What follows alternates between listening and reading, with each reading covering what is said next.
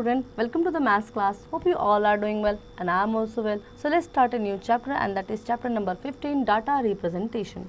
Introduction, हम data representation पहले भी कर चुके हैं और इसमें बहुत ही अलग अलग तरीके से हम डाटा करते हैं. तो देखें चैप्टर में हमें क्या बताया गया. ठीक है, in various fields we need information in the form of numerical figure called data. The collection, recording and the presentation of data help us to organise an experience and draw inferences from them. In this chapter, we will take one or more step towards learning how to do this.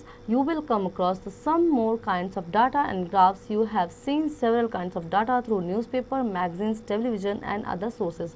हम हर जगह data देखते ही हैं, magazine में, newspapers में, और इसको हम कैसे कैसे अलग अलग तरीके से रिप्रेजेंट कर सकते हैं ये हम इस चैप्टर में जानेंगे. ठीक है, so first is tabulation of data. Tabulation means tabular form में हम कैसे किसी डाटा को रिप्रेजेंट कर सकते हैं. ठीक है, arrange the data in a systematic form in the way of table is called the tabulation of data. Data को टेबल फॉर्म में रिप्रेजेंट करने को हम क्या कहते हैं, टेबुलेशन ऑफ द डाटा कहते हैं. ठीक है, सपोज हमें यहाँ पे एक नंबर दिया हुआ है, 20 फैमिलीज़ में नंबर दिया हुआ है, द नंबर ऑफ चिल्ड्रन. ठीक है, बच्चों के नंबर दिए हुए 20 फैमिलीज़ के. ठीक है, अब हमें इसे टेबुलेशन फॉर्म में हमें अरेंज करना है. So we may now prepare the frequency table as shown below. हमने एक टेबल बनाया, इधर नंबर ऑफ चिल्ड्रन लिखा, मैक्सिमम हमारे पास 4 हैं तो हमने 1 0 1 2 3 4 को हमने नाम दिया, उनको नंबर लिखा, देन टेली मार्क्स हमने लगाया और फैमिलीज़ के नंबर हमने यहाँ पे लिखे. ठीक है, एक है तो एक, और टेली मार्क्स जब हम लगाते हैं तो एक के लिए हम मतलब हमने 4 डंडे लगाए हैं. 4 फैमिलीज़ हैं तो 4 फैमिलीज़ में एक एक बच्चा है. इस तरह से हम इसको टेबुलेशन फॉर्म में अरेंज करते हैं. ठीक है, देन सेम नेक्स्ट हमें यहाँ पे दिया हुआ है. Then we have interpretation of numerical data. Interpretation कैसे करते हैं हम, there are some different type of data. For example primary data, secondary data, raw, ungroup data. Ungroup data is called secondary data. ठीक है, अब हमारे पास कुछ डाटा है ऐसा जैसे हम प्राइमरी डाटा कहते हैं, सेकेंडरी डाटा या रॉ डाटा, अनग्रुप जिसको छेड़ा नहीं गया है. ठीक है, ungroup data is called the secondary data. What is primary data? The data in which collected by the investigator itself. It's a definite plane and design in mind is called primary data. एक ऐसा data जो investigator ने अपने आप से ढूंढ के निकाला है. ठीक है, उसको हम कहते हैं primary data. Then we have secondary data. The data is which is not collected by investigator itself. They are obtained from published or unpublished sources is called secondary data. Secondary data मतलब investigate करने वाले ने खुद से नहीं निकाला है, उसने कहीं कहीं से ऑब्टेन किया है, कहीं पब्लिश्ड और अनपब्लिश्ड जो सोर्सेज होता है वहाँ से उसने ऑब्टेन किया है. ठीक है, the data which is collected for specific purpose and put as it is without any arrangement is called raw data. मतलब जो किसी स्पेसिफिक काम से कोई डाटा निकाला जाता है और उसको अरेंजमेंट अभी नहीं किया गया, that is called the raw data. Each entry number in raw data is shown as the observation. Next we have is example, the marks obtained by 10 students of class 7 in maths out of 20.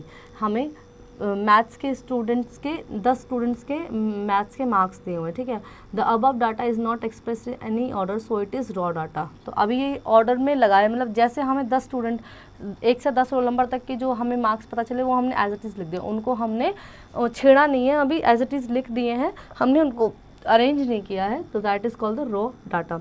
To understand the data in better way we arrange the data either in ascending order और descending order.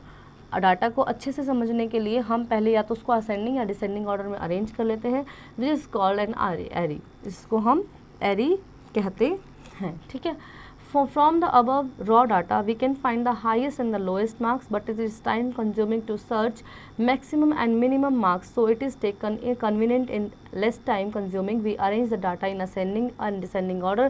So now arrange the data is in ascending order. मतलब ऐसे data को देखने से ये बहुत time consuming हो जाता है कि किसके ज़्यादा किसके कम है, तो हम उसको असेंडिंग ऑर्डर या डिसेंडिंग ऑर्डर में लगा लेते हैं. तो हमने इस डाटा को यहाँ पे असेंडिंग ऑर्डर में अरेंज कर लिया. ठीक है, हमने क्या किया, असेंडिंग ऑर्डर में यहाँ पे इसको अरेंज कर लिया. Then we have range. अब हम रेंज निकालेंगे. The difference between the highest and the lowest observation. सबसे बड़ी और सबसे छोटी लोएस्ट ऑब्जर्वेशन के बीच का जो डिफरेंस है that is called the range. Give us an idea of spread in the data. जो हमें डाटा से मिलता है, आइडिया देता है. The difference between the highest and the lowest observation in of a group observation is called the range. और जो उनके बीच का डिफरेंस होता है, यानी हाईएस्ट ऑब्जर्वेशन और लोएस्ट ऑब्जर्वेशन के बीच का जो डिफरेंस होता है उसे हम रेंज कहते हैं. रेंज वैल्यू ऑफ हाईएस्ट और lowest observation minus value of smallest observation, ठीक है। Then we have frequency, the number of times a particular observation occurs in fee is called frequency, it is denoted by F. एक बार एक number कितनी बार बार बार observe हो रहा है, that is called the frequency of that number. The number of observation in a particular class group is called the frequency of that group. For example, in the example given above 10 marks are obtain by 2 student, so its frequency of 2। मतलब हम कह सकते हैं कि 10 बच्चों ने दो marks लिए हैं, तो फ्रीक्वेंसी कितनी हुई, 2 हुई। Also the frequency of 19 is 2, 19 की क्या हुई, 2 हुई। And the rest of the numbers having frequency 1 as they have occurred once. Representative value और measures of central tendency, a sample of data, even if properly collected, organized and represented, does not convey much meaning itself. A single numerical value which can be represented in the entire data in the best possible way is called measure of central tendency and representative value. इसको हम अच्छे से समझेंगे। हम tendency कैसे निकालते हैं या सेंट्रल वैल्यू हम कैसे निकालते हैं, ये हम एग्जाम्पल से और अच्छे से समझेंगे। In this class we will study 3 way of measuring of central tendency. First is arithmetic mean, median and mode, ठीक है।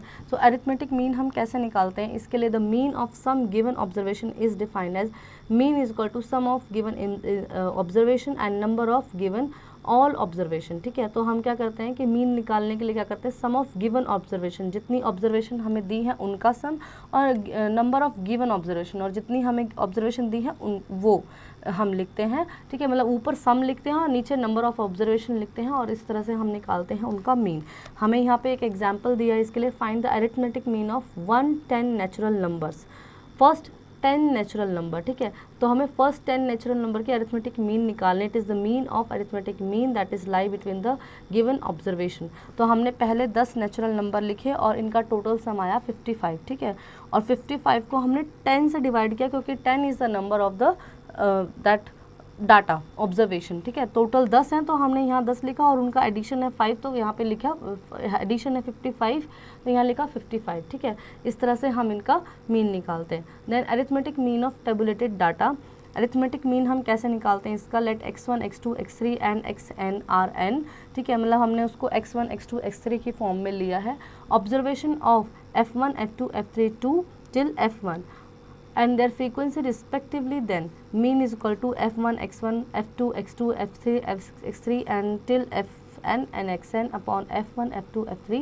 तो इस तरह से हमने इसको निकाला, and x is equal to this, ठीक है। then example, the following table shows the height of 15 students, find the mean height, ठीक है। अब हमें कुछ बच्चों की यहाँ पे हाइट दी हुई है और मीन हाइट इसके निकालने, तो मीन हाइट में हम क्या करेंगे कि हम इन सबको जोड़ देंगे और इतने नंबर ऑफ स्टूडेंट से हम डिवाइड दे देंगे, ठीक है। तो टोटल हाइट कितनी आ रही है 2290, और स्टूडेंट हमारे पास कितने हैं 15, हमने उनको डिवाइड दिया, तो यानी मीन हाइट क्या है उनकी 152.67 सेंटीमीटर, ठीक है। Then we have some examples over here, ये एग्जाम्पल्स हैं, टेली मार्क्स का एग्जाम्पल आपको यहाँ पे दिया हुआ है। देन उसके बाद आपको मीन निकालने का एग्जाम्पल नंबर 2 दिया हुआ है, ठीक है। पॉकेट अरे एवरेज निकालने का है ये, ठीक है। एवरेज हम कैसे निकालते हैं, तो सभी को हम ऐड कर देते हैं, जो हमें डाटा दिया हो तो उसको ऐड करते हैं, और टोटल नंबर ऑफ डाटा से हम उसको ऑब्जर्वेशन से हम उसको डिवाइड कर देते हैं, so we get the average, ठीक है।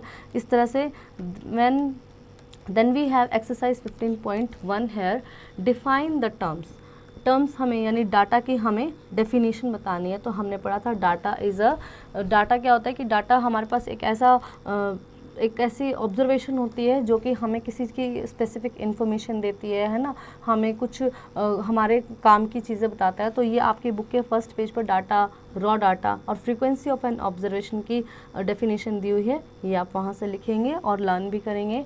Then you have next question, a die was thrown 20 times and the following outcomes were recorded. एक डाइस को 20 बार वे सब फेंका गया और ये रिकॉर्ड हुआ, ये मतलब ये बार बार नंबर आया, ठीक है। Arrange above data in ascending order, prepare the frequency table. आपको इसको पहले असेंडिंग ऑर्डर में अरेंज करना, फिर फ्रीक्वेंसी टेबल जो हमने पहले टेलीमार्क्स जिसे हम बोल रहे थे वो सीखा था, तो फ्रीक्वेंसी टेबल आप इसमें बनाएंगे, ठीक है। इसी तरह से कुछ और सम्स भी हमें यहाँ दिए हुए हैं, बहुत ही ईजी हैं, हम नीचे वाले देखेंगे। क्वेश्चन नंबर 8 मैं देख रही हूँ, the following tables shows the high wait in of 15 workers in a factory, ठीक है। तो ये जो 15 वर्कर्स के यहाँ पे वेट दिए हुए हैं, ठीक है। Then calculate the mean weight, इनका मीन वेट निकालने के लिए आप टोटल वेट को ऐड करेंगे और टोटल नंबर ऑफ वर्कर्स है उसको डिवाइड दे देंगे, so you get the mean weight, जैसे कि अभी हमने सीखा।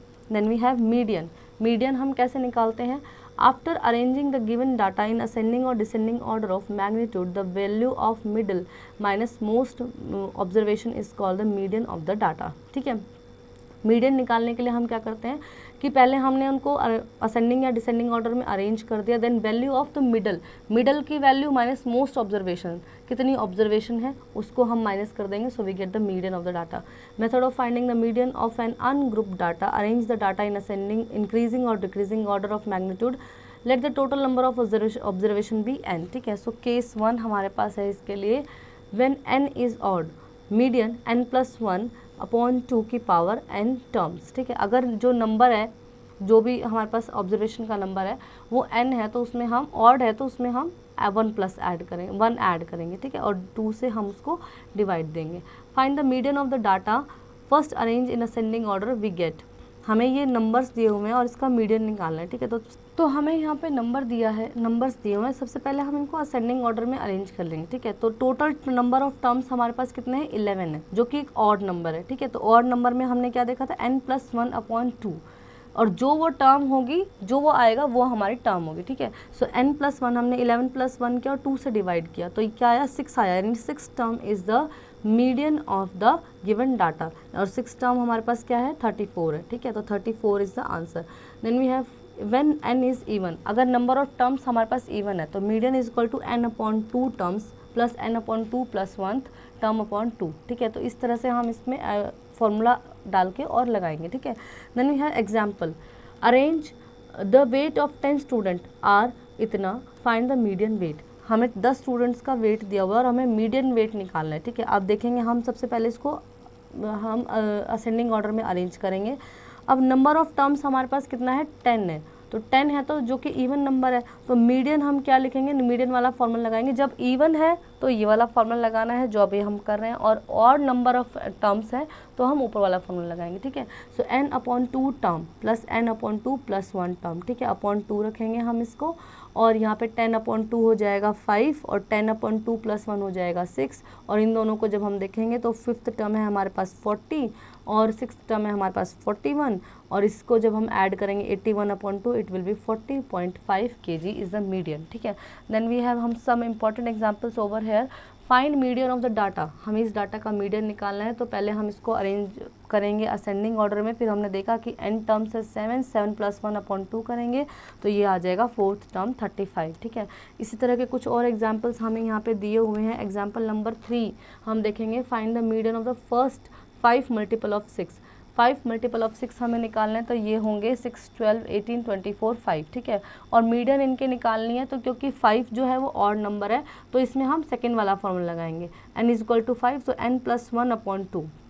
ठीक है, तो फर्स्ट वाला फॉर्मूला लगाएंगे ऑड वाला, n+1/2 वाला, so it will B third, तो थर्ड इज 18। फिर हमें फोर्थ एग्जाम्पल है, find the median of the following frequency distribution, इसका हमें फ्रीक्वेंसी डिस्ट्रीब्यूशन का हमें निकालना है मीडियन। ठीक है, तो median arrange the terms in ascending order, सबसे पहले हमने नंबर्स को असेंडिंग ऑर्डर में अरेंज कर लिया है, उसके बाद ऊपर वाले टेबल को भी और नीचे वाले टेबल को भी, मतलब दोनों ही हमने जो टर्म्स थी हमारे पास उनको हमने असेंडिंग ऑर्डर में अरेंज कर लिया है, और उसके बाद इनका एक फ्रीक्वेंसी टेबल बनाया है, और उसके बाद हमने नंबर ऑफ टर्म्स देखे हैं तो 40 थे, तो यानी इवन था तो हमें दूसरा वाला फॉर्मूला लगाना है। ठीक है, so half of value of n/2 terms and plus half of value of n/2 plus 1 terms, और इस तरह से we need to find out the questions. Then we have exercise 15.2 over here.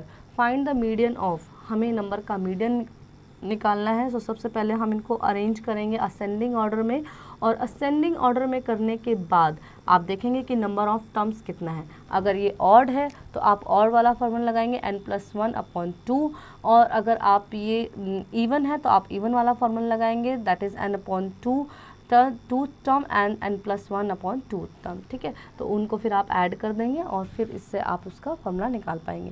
Then we have next question is find the median of first 15 odd number. पहले 15 odd number आप लिखेंगे, वो already arrange ascending order में होंगे, और फिर आप उनका मीडियन निकालेंगे। Find the median of first 10 even numbers, 10 even numbers का निकालेंगे आप। इसी तरह से पूरी एक्सरसाइज हमारी इसी पे ही बेस है। एक और क्वेश्चन हम देखेंगे, question number 6, calculate the median of the following data. इसका हमें डाटा का मीडियन निकालना है। सो मार्क्स दिए हैं, नंबर ऑफ स्टूडेंट दिए हैं। सबसे पहले हम इन दोनों अपनी जो हमारे इन्फॉर्मेशन है इनको हम असेंडिंग ऑर्डर में अरेंज कर लेंगे और उसके बाद हम इनका मीडियन निकालेंगे, ठीक है। और then last we have mode, not last but the third point of the data is we have mode. As we know that there are 3 methods of finding measure of central tendency in a particular situation. Mode is used for central tendency. हमें mode का हम particular situation में use करते हैं। Example, wholesaler of shoes has a record of size shoes sold in particular month. एक wholesaler के पास अपना रिकॉर्ड है पूरा कि उसने एक पर्टिकुलर मंथ में कितने साइज़ ऑफ शूज़ बेचे हैं, ठीक है। Here we find the mean, यहाँ पे हमने मीन निकाला 150/10, यानी टोटल नंबर ऑफ हमारे पास जो था फ्रीक्वेंसी थी और टोटल नंबर ऑफ जो हमारे सोल्ड आइटम्स थे वो और टोटल नंबर ऑफ आइटम्स हमने किया, सो 15 आया, ठीक है। देन उसके बाद हम mode, the observation which has maximum frequency is called mode. जो ज़्यादा फ्रीक्वेंसी आ रही है उसको हम मोड कहते हैं, ठीक है।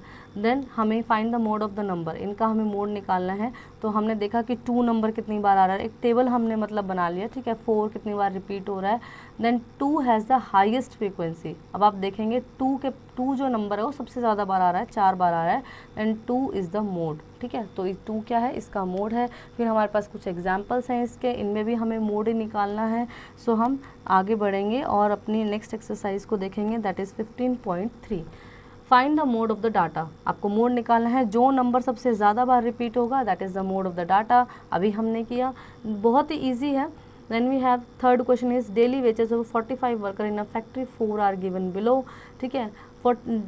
Daily wages of 45 workers, 45 workers की डेली वेजेस दी है। फैक्ट्री 4 आर गिवन बिलो, 4 इनमें से दी हुई हैं। आप देखेंगे डेली वेजेस हमें क्या दिए हैं, 100, 125, 150, 175 और 200, और नंबर ऑफ वर्कर्स हमें दिए हैं। So find the median of the end the mean. आपको इनका मीडियन निकालना है और मीन निकालना है।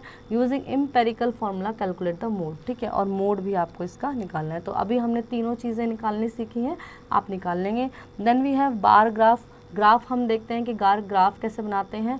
बार graph is a pictorial representation of numerical data in the form of rectangles और of equal width and varying heights, ठीक है। तो बार ग्राफ क्या होता है कि हम पिक्टोरियल रिप्रेजेंटेशन करते हैं किसी भी डाटा का जो कि रेक्टेंगल फॉर्म में होता है। रेक्टेंगल्स हम बड़े बड़े बनाते हैं बार ग्राफ पर, और उनकी हाइट्स जो होती है अलग अलग होती है, ठीक है, क्योंकि डाटा अलग अलग होता है।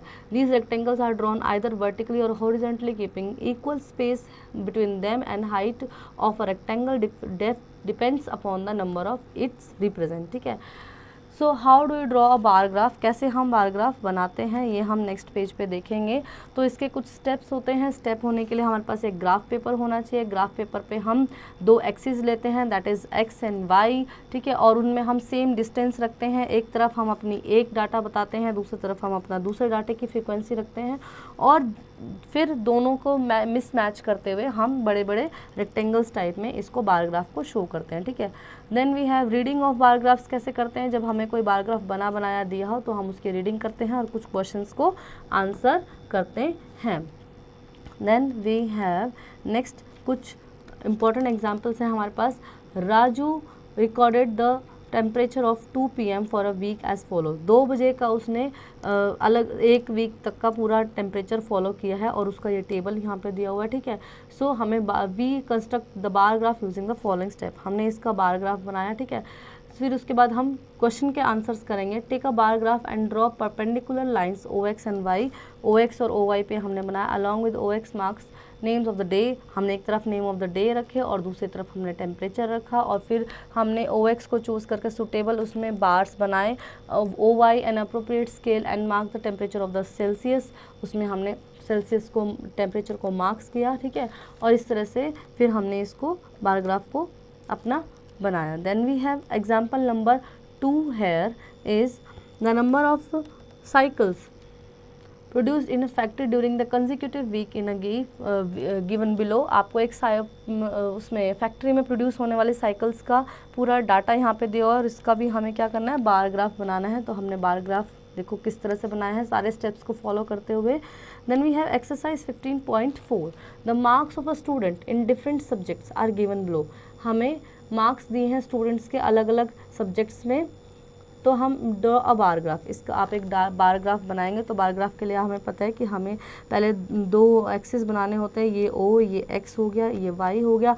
एक तरफ हम लिखेंगे अपने सब्जेक्ट्स और दूसरी तरफ हम लिखेंगे मार्क्स, ठीक है। तो ये 0 है, और तो यहाँ पे हम 30 की डिफरेंस में रख लेंगे, 30, 40 या 20 भी रख सकते हैं, ठीक है। सो 20 ही रख लेते हैं, 20, 40, देन 60, देन 80, देन 100, ठीक है। इस तरह से आप यहाँ पे सब्जेक्ट लेंगे, हिंदी, इंग्लिश, देन मैथ्स, ठीक है। और फिर जैसे 43 है तो फर्स्ट में बच्चों के 43 मार्क्स हैं, ठीक है, हिंदी में। तो आप ये 40 और 60 में मैंने 20 कंटेन किया है, ठीक है। 20 में आप ये इतना हो जाएगा 50, और 50 के बीच में आप इस तरह से 43 को मार्क करेंगे। आप चाहें तो 10-10 का गैप्स भी यहाँ पे रख सकते हैं, ठीक है। जैसे आपको ठीक लगेगा आप वैसे, मेरे पास जगह कम थी तो मैंने आपको छोटा करके दिखाया है, ठीक है। Then we have some more bar graphs over here, ये बार ग्राफ्स हैं, ये आपको बनाने हैं। फिर हम एक क्वेश्चन नंबर 7 देखेंगे जिसमें बार ग्राफ रीडिंग है। Look at the bar graph given below, हमें ये बार ग्राफ दिया हुआ है जिसमें एक तरफ हमें सब्जेक्ट्स दिए हैं और दूसरी तरफ हमें दिया है उनके बच्चों के मार्क्स दिए हुए हैं, ठीक है। Read it carefully and answer the following question, what information does the bar graph give. ये बार ग्राफ हमें क्या दे रहा है, तो इसमें हमें अलग अलग सब्जेक्ट्स में बच्चों के मार्क्स बता रहा है। Which is subject is the student very good, किस सब्जेक्ट में स्टूडेंट सबसे ज़्यादा गुड्स है। तो देखो मैथमेटिक्स जो है इसका ग्राफ सबसे ऊंचा है, तो यानी मैथमेटिक्स में बच्चे सबसे अच्छे हैं। In which subject is he poor, एक जो बच्चा है वो कौन से सब्जेक्ट में सबसे ख़राब है। तो ये जो सेकंड वाला है ये हिंदी है, और हिंदी में बच्चा थोड़ा कम जानता है। And what are the average of his marks, और उसके मार्क्स की एवरेज क्या है, तो आप इसकी एवरेज निकालेंगे, ठीक है। सो इस तरह से आप अपनी एक्सरसाइज को कंप्लीट करेंगे। इसके बाद हमारे पास जो नेक्स्ट है वो है प्रोबेबिलिटी। प्रोबेबिलिटी हम करेंगे, in everyday life we come across statement such as most probably it will rain today. Probability होती है मतलब कि हमारे पास, हम श्योर नहीं होते कि हमें कोई काम ऐसे हो ही जाएगा, ठीक है, या कोई काम ऐसा ही होगा, ऐसा श्योर नहीं होता। प्रोबेबिलिटी होती है जैसे आज बारिश हो भी सकती है, नहीं भी हो सकती है, तो वो अनुमान लगाया जाता है। Probability is main meaning the अनुमान। Then chances are high that the prices of petrol will go up, I doubt that he will win the race. The words most probably, chances, doubt, etc. show uncertainty and probability of occurrence of an event. Through probability start with gambling. It is now used intensively in math, science, commerce, biological science, weather, forecasting, etc. Some terms related to probability experiment, an operation which can produce some well-defined outcomes is called an experiment. Each outcome is called an event. Random experiment हम देखेंगे, an experiment is which is also possible outcomes are known, the exact outcome can be predicted in advance is called the random experiment. Then we have some trials over here. By a trial we mean performing a random experiment. Experiment number 1, throwing a coin, मतलब हम experiment करें, throw फेंक के, एक coin फेंक के देख रहे हैं, कुछ भी आ सकता है, हेड भी आ सकता है, टेल भी आ सकता है। प्रोबेबिलिटी हेड आने की भी है और टेल आने की भी, ठीक है। So let us know a coin and let it fall freely on the ground, resting on one side its faces, on the upper face it will show either a head और a tail, this is throwing a coin, all possible outcomes are head tail, ठीक है। तो मतलब उसकी क्या possibility कि head भी आ सकता है और टेल भी आ सकता है, ठीक है। फिर दूसरा है थ्रोइंग 2 कॉइन्स, अब 2 कॉइन्स को भेजना है तो उसमें भी क्या प्रोबेबिलिटी है कि हेड और टेल्स भी आ सकता है, टेल और हेड भी आ सकता है। थ्रोइंग अ डाइस, डाइस को हम फेंकते हैं तो उसमें कोई भी नंबर आ सकता है, अप टू 6 कोई भी नंबर आ सकता है, ऐसा हम प्रिडिक्ट नहीं कर सकते कि यही नंबर आएगा, ठीक है। Then we have empirical probability. Suppose we marks and trial of an experiment, then the probability of occurrence of an event E is defined as, suppose we marks and trial, ठीक है, हम एक trial ले रहे हैं of an experiment, then the probability of occurrence of an event E, तो किसी event के होने की प्रोबेबिलिटी क्या है, is defined as P is equal to number of trial which is in which E, number of trial हमने कितने लिए और टोटल नंबर ऑफ ट्रायल्स, मतलब हमें ई कोई हमने इवेंट किया और ई उसमें हमारा कोई अकरेंस है तो उसमें नंबर ऑफ ई कितने हैं, वो कितनी बार आया है और टोटल नंबर ऑफ ट्रायल्स कितने हुए हैं, वो उसकी हुई प्रोबेबिलिटी। एग्जाम्पल नंबर 1 हम देखेंगे, a coin is toss 100 times and head is obtain 59 times. On tossing a coin at random find the probability of getting, ठीक है, a head and a tail. तो एक सिक्के को 100 बार उछाला गया, ठीक है, अब उस 59 टाइम्स उसमें हेड आया है, तो प्रोबेबिलिटी क्या है, तो प्रोबेबिलिटी यही है ना, हम एग्जैक्ट नहीं कह सकते कि 100 के 100 टाइम्स ही हेड आएगा या 100 के 100 टाइम्स ही टेल आएगा। तो 59 upon 100 is the probability of getting a head and 41 upon 100 is the probability of getting a tail, ठीक है। इस तरह से ये प्रोबेबिलिटी हम निकालते हैं। Then we have example number 3 है, a dice thrown 200 times and the outcomes are noted as shown below. एक डाइस को फेंका गया 200 बार और आउटकम्स कुछ ऐसे आए कि 1 जो होता है वो 21 बार आया, 2 30 बार आया, 3 42 बार आया, है ना। सो हमें इनकी प्रोबेबिलिटी निकालनी, जो नंबर आया है वही उसकी प्रोबेबिलिटी है, और अगर वो सॉल्व हो सकता है तो आप उसको सॉल्व आउट भी करेंगे। Then we have exercise 15.5 here. First question is, a coin is toss 300 times. एक कॉइन को 300 बार उछाला गया and we get head 136 times, ठीक है, और हेड आया 136 बार और टेल आया 164 बार, ठीक है। तो रैंडम जब हम उसको उछालेंगे तो कितनी प्रोबेबिलिटी है हेड आने की, तो वही जो हमें दिया है वही प्रोबेबिलिटी, हम उसको ही लेते हैं प्रोबेबिलिटी, क्योंकि हम एग्जैक्टली कुछ कह ही नहीं सकते, ठीक है। सो 136 अपॉन जब 300 हम करेंगे, सो we gate 2 6 are 12 and 2 8s are 16 and 2 1s are 2, 2 5s are 10, 0 and 2 3s are 6, 2 4s are 8 and this is 2 7s are 14 and 2 5s are 10. So 34 upon 75 are the probability of getting the 136 toss getting a head. And इसी तरह से आप tell को भी solve करेंगे, तो tell हो जाएगा 164 अपॉन 300, इसको भी आप सॉल्व करेंगे और जो आएगा वो आपका रहेगा टेल की प्रोबेबिलिटी, ठीक है। इस तरह से हम प्रोबेबिलिटी को निकालते हैं। Now we have question number 5 है। क्वेश्चन नंबर 5 हम देखेंगे, a bag contains 75 red balls, 25 green balls and 90 blue balls, ठीक है। एक बैग में 75 लाल बॉल हैं, 25 ग्रीन बॉल हैं, 90 ब्लू बॉल्स हैं। If a ball is taken out from the bag at random, कोई एक बॉल मतलब मान लिया कि निकाल ली है, रैंडमली उसमें से निकाल लिया, what is the probability that is ball will not be a blue ball. तो क्या प्रोबेबिलिटी, तो जो ब्लू बॉल का कलर है उसके अपॉन में हम टोटल बॉल ऑफ कलर करेंगे। ब्लू बॉल है हमारे पास कितनी है, 90 है, ठीक है, और टोटल बॉल्स ऑफ कलर है हमारे पास 190। तो यही जो सॉल्व हो जाएगा, 19 upon 19 is the probability of getting not a blue ball, ठीक है। सो आई होप बच्चों आपको ये चैप्टर अच्छे से समझ में आया होगा और अब आप इसकी प्रैक्टिस खुद से करेंगे।